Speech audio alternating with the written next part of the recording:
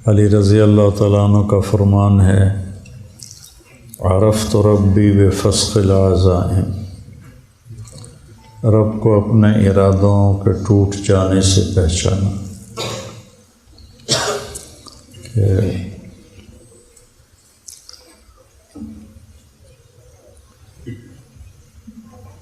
تدبیر پر تقدیر غالب ہوتی ہے۔ اور ایک بات مجھے اس سارے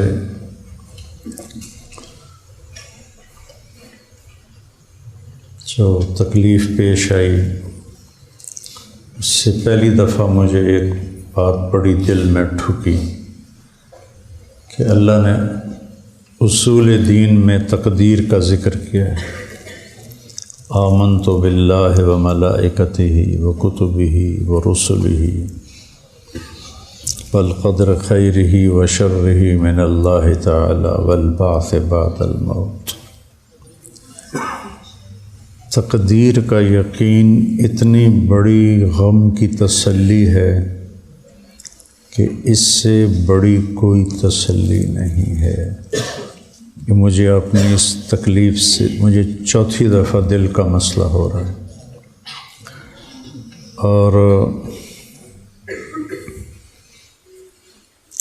میں نے سست زندگی نہیں گزاری۔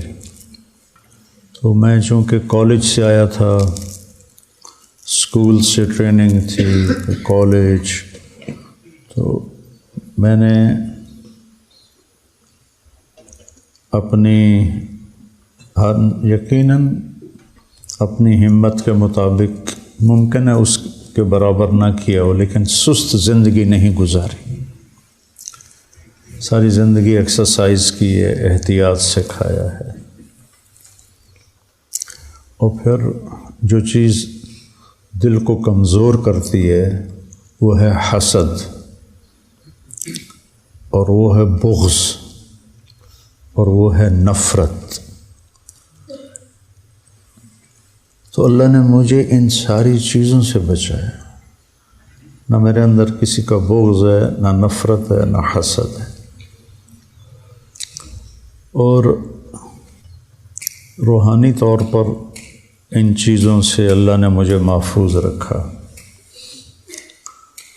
اور آج بھی جب میں یہاں سے گیا ہوں تو میری ایکسرسائز وہ تھی جو آپ نہیں کر سکتے۔ پھر مجھے دل کا دورہ، چوتھی دفعہ دل کا دورہ۔ تو اگر یہ یقین نہ ہوتا کہ ما شاء اللہ کان وما لم یشاء لم یکن، اعلم ان اللہ علی کل شیء قدیر وان اللہ قد احاط بکل شیء علما۔ یہ صبح کی دعاؤں میں ایک جملہ ہے جو میں نے آپ کو پڑھ کے سنایا ہے۔ سبحان اللہ وبحمدہ ما شاء اللہ کان وما لم یشاء لم یکن، اعلم ان اللہ علی کل شیء قدیر وان اللہ قد احاط بکل شیء علما۔ زندگی موٹر وے نہیں ہے، موٹر وے نہیں ہے۔ آپ سب وہ بچے ہو جو کچھ عرصے کے بعد عملی سفر شروع کرو گے۔ یہ پاکستانی سڑک ہے، پاکستانی سڑک۔ ابھی میں اس طرف سے آیا ہوں، یہ نورپور کی طرف سے، تو سمجھو زندگی اس سڑک کی طرح ہے، اس میں کھڈے ہی کھڈے ہیں، کھڈے ہی کھڈے ہیں۔ تو ہر کھڈے پر اگر آپ سوچو گے یہ کھڈے میں مجھے دھکا کیوں لگا، یہاں مجھے کانٹا کیوں چبھا، تو آپ دل برداشتہ ہو جائیں گے۔ مجھے ڈپریشن ہو گیا کہ اتنی کوشش کے بعد پھر چوتھی دفعہ، اور جہاں میں ٹھہرا ہوا تھا وہاں قریب وہاں کے اسٹینڈرڈ کا جم بنا ہوا تھا، میں وہاں جا کے ایکسرسائز کر رہا تھا۔ 2 دن پہلے تک میں نے وہاں ایکسرسائز کی ہے، اور اور میرے عام طور پہ کولیسٹرول کی بڑھ جائے نا کولیسٹرول، تو پھر اس سے اٹیک ہوتا ہے۔ میرے کولیسٹرول ٹھیک، میرا ٹرائیگلیسرائڈ ہوتا ہے وہ ٹھیک، میرا ایچ ڈی ایل ٹھیک، ایل ڈی ایل ٹھیک، ٹھیک ہے، تو مجھے کیسے اٹیک ہوتا ہے؟ ایک دم کوئی لوتھڑا آتا ہے اور آ کے میری رگ کو بند کر دیتا۔ کیوں آتا ہے؟ کہ جی ہو جاتا ہے۔ وہاں کے ڈاکٹر جو اتنے قابل ہیں کہ جی یہ ہو جاتا ہے، یہاں کے ڈاکٹر ان سے پوچھا جی یہ ہو جاتا ہے، انہوں نے پٹھیاں میں پتہ کوئی نہیں بھائی یہ کیوں ہو جاتا ہے، کیونکہ انسانی علم ناقص ہے۔ تو میں آپ کو آج صرف یہ ایک بات کرنا آیا ہوں بیٹا کہ حالات جب اوپر نیچے ہوں تو یہ اوپر نظر لے جانا، وما تشاءون الا ان یشاء اللہ رب العالمین، ما شاء اللہ لا قوت الا باللہ۔ تو مجھے ڈپریشن سے پھر اس تقدیر کے یقین نے نکالا کہ ما اصابک لم یکن لیخطئک وما اخطأک لم یکن لیصیبک، رفعت الاقلام جفت الصحف۔ تو عملی زندگی ایسے چلتی ایسے۔ تو اب ہر نشیب میں پریشان ہو جائیں، فراز بلندی کو کہتے ہیں، فارسی کا لفظ، نشیب بھی فارسی کا لفظ، پستی کو کہتے ہیں۔ اب ہر بلندی پہ اپنی اوقات بھول جائیں اور ہر پستی پر آپ ڈپریشن کا شکار ہو جائیں، اے کی ہو گیا، اے کیوں ہو گیا، اے کی ہو گیا، اے کیوں ہو گیا۔ اسلامی ملک غریب ہیں اور جن ملکوں سے میں آیا ہوں امیر ہیں، لیکن خودکشیاں وہاں زیادہ ہوتی ہیں، کیونکہ پیسہ حوادث کو تو نہیں روک سکتا۔ جب حوادث پیش آتے ہیں تو کہتے ہیں یہ کیوں ہو گیا، یہ کیوں ہو گیا، یہ کیوں ہو گیا، یہ تو نہیں ہونا تھا، چلو بھائی یہاں ڈز کر دیتے ہیں۔ ہمیں کیا چیز نکالتی ہے؟ اچھا میرے اللہ کو یہی منظور تھا، اچھا میرے اللہ کو یہی منظور تھا، میرے اللہ کو یہی منظور تھا۔ ایک سیٹھ عابد ہوتا تھا پاکستان پر، اس کا بڑا احسان ہے، فوت ہو گیا۔ تو اس کے 6 بیٹے تھے، 5 گونگے تھے، 1 بولنے والا تھا، 5 گونگے تھے۔ تو اس کو کسی نے قتل کر دیا جو بولنے والا تھا۔ تو میں تعزیت کے لیے گیا، کہ مولانا صاحب اللہ کی تقدیر تھی، ہم راضی ہیں، سبحان اللہ۔ یہ ایک پورا میں درس آپ کے سامنے پیش کر رہا ہوں، پورا سبق ہے یہ شاید آپ پورے 6-7 سالوں میں یہ مضمون آپ کے سامنے نہیں آیا ہوگا، نہ ہی میرے سامنے تھا، نہ میں کبھی اس پر بولا ہوں۔ میں ایک حال میں سے گزرا ہوں، لیس الخبر کالمعاینہ، لیس الخبر کالمعاینہ۔ تو جو جب تک آدمی کسی چیز سے گزرتا نہیں تو وہ اس کی حقیقت کو نہیں پا سکتا۔ آپ صبر کی گھاٹی سے جب تک گزریں گے نہیں، آپ صبر کی لغوی تحقیق کر لیں گے، صبر سے محروم ہوں گے۔ تو اس تکلیف نے یعنی میری ساری رگیں اب بھی وہ میں نے دیکھا تو سب صاف، ساری صاف ہیں۔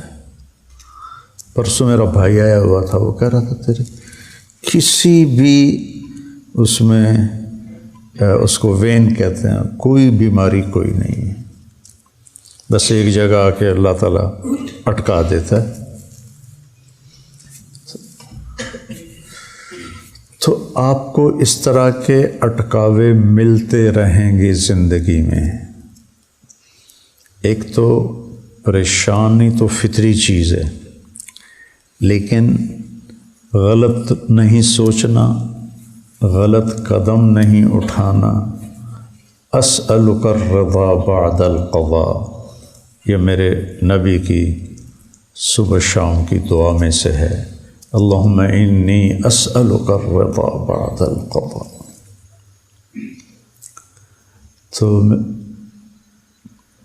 کچھ عرصے کے بعد آپ کی عملی زندگی ہوگی، شادیاں ہوں گی، حالات کا اتار چڑھاؤ ہوگا۔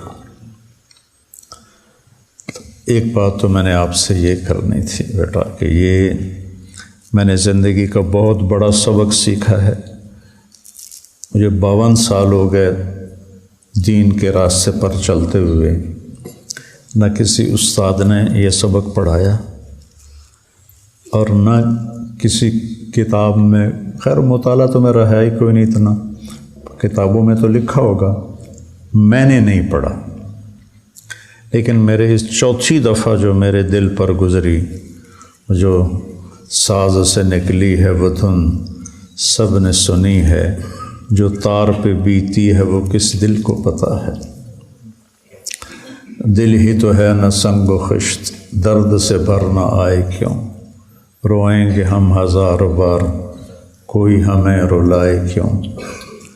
تو تجربات زندگی سے سیکھنا چاہو تو بہت بڑا علم چھپا ہوا ہے۔ تو میں نے کہا اچھا میرے مالک تو راضی ہے؟ تو میں جیسے امام حسین علیہ السلام کے آخری بچے عبداللہ بن حسین کے یہاں حرملہ تھا، کوفی لشکر میں، حرملہ بن موقد النار، تیر مارا یہاں لگا، تو خون کا فوارہ تو ایسے دونوں ہاتھوں میں لے لیا ایسے اور یوں آسمان کی طرف اوپر کر دیا کہ یا اللہ تو راضی ہے تو کوئی مسئلہ ہی نہیں۔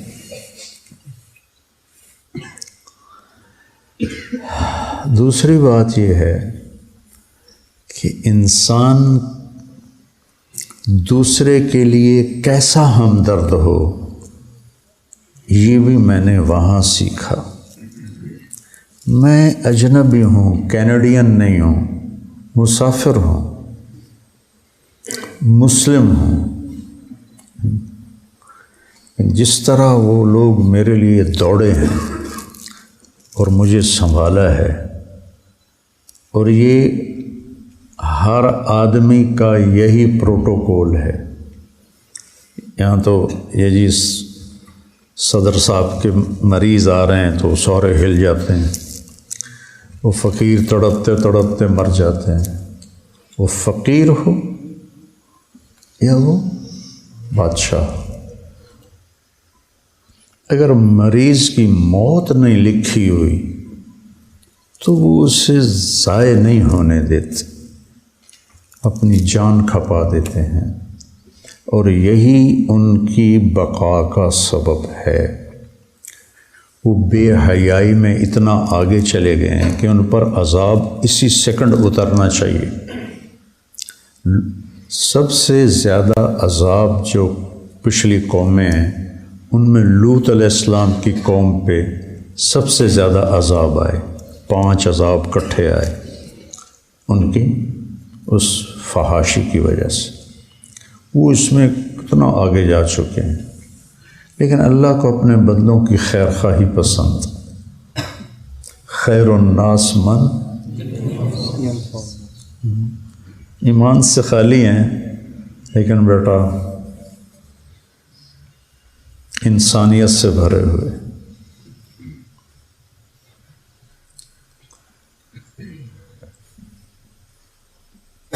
ایک میں نے یہ چیز سیکھی کہ انسانوں کی ہمدردی کیسے کی جاتی۔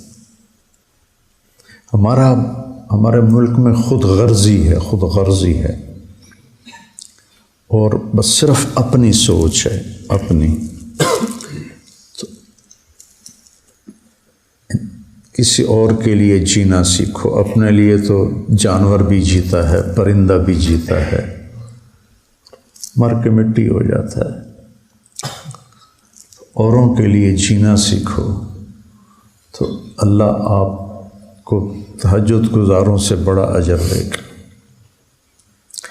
ان ملکوں کے باقی رہنے کا سبب اور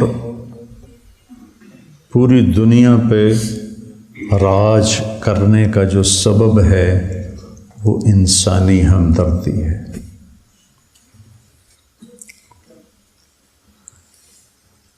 گاڑی آئے گی نا، میں پاس بیٹھا، ادھر سے دوسری گاڑی آ رہی ہے، یہ بھی رک جائے گا، وہ بھی رک جائے گا، وہ کہے گا آپ آگے نکل جائیں، وہ کہے گا آپ آگے نکل جائیں۔ یہاں ایمبولینس کو نہیں نکلنے دیتے،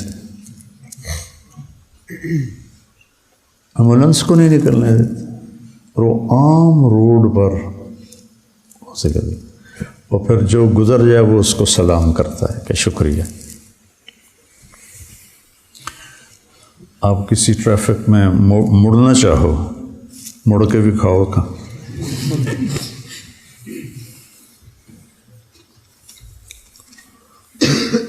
تو انسانیت کی ہمدردی، اپنے ماحول میں جاؤ گے، لوگوں کے دکھ درد میں شریک ہو، کسی کے کام آ سکتے ہو تو کام آؤ۔ تو ایک یہ چیز میں نے دیکھی، ایسے میرے سر پہ کھڑے ہوئے ہیں جیسے میں کوئی بڑا افسر ہوں۔ ہمارے ڈاکٹر تاجر ہیں، تاجر، مریض کو گاہک سمجھتے ہیں، گاہک آ گیا۔ ہمارے وہاں ہسپتال میں مریض آ جائے تو ایک ڈاکٹر کہتا بکرا آ گیا جی، پھڑ لو پھڑ لو پھڑ لو، بکرا آ گیا۔ لعنت اس خبیث پر، بکرا آ گیا جی، وہ دل کا مرض، ایک سیکنڈ میں آدمی مر سکتا ہے۔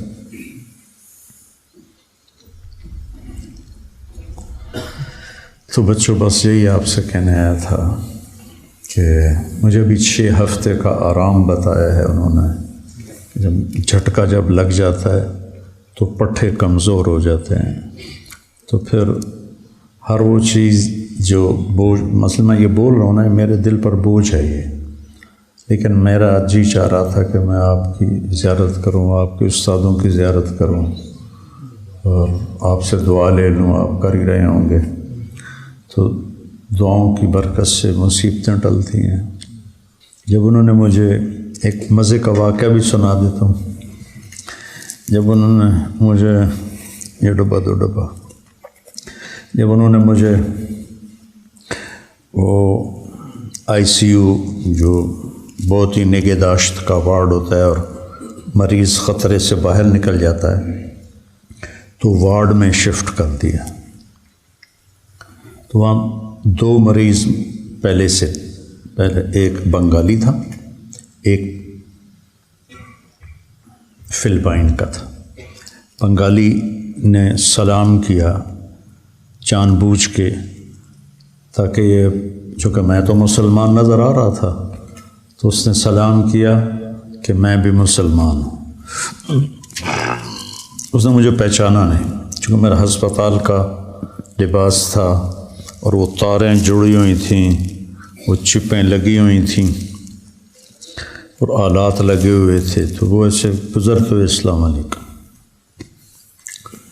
تو آمنے سامنے بستر تھے اور بیچ میں پردہ تھا۔